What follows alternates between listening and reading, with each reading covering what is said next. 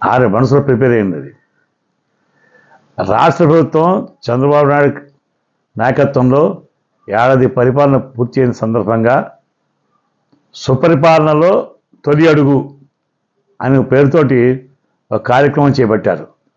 దీని కింద ప్రజాప్రతినిధులు అనగా ఎంపీలు, ఎమ్మెల్యేలు, మంత్రులు ఇదంతా కూడా ఇంచుమించుగా తమ ప్రాంతంలో ఉన్నటువంటి అన్ని ఇళ్ళకి వెళ్ళి వార్డుకు తిరిగి ఇలా చేస్తున్నాం, ఇలా జరుగుతున్నాయి, ఇలా మీకు మంచి చేసాం, ఇలా మీకు 3 సమస్యలు తీర్చాం, ఇలా డెవలప్మెంట్ చేసాం అని చెప్తున్నారు.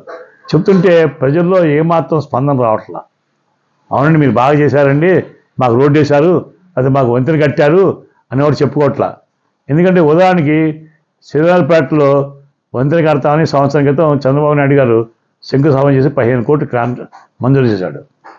ఇంతవరకు మట్టెడి ఇసుక కానీ గంపెడు రాడు కానీ పోయిలా అసలు మొదలలేదు. అది ఎప్పుడు కడతారో ఎప్పటికి అవుతుందో లేకపోతే చంద్రబాబు నాయుడు పరిపాలన చివరికి అయిపోయిందో అప్పటికి అవుతుందో కూడా తెలియదు. అదేవిధంగా ఇక్కడ పంపుల చెరువు దగ్గర కాలం మీద వంతెన కడటానికి అది ఎప్పుడో శంకుస్థాపన జరిగింది, అది కట్టలేదు, మేము కడతామని మనం కూడా మొదలెట్టారు. ఇది కూడా స్తంభాలు కూడా పూర్తిగా లేదు, మన ఆగిపోయింది. ఎందుకు ఆగిపోయిందో తెలియదు.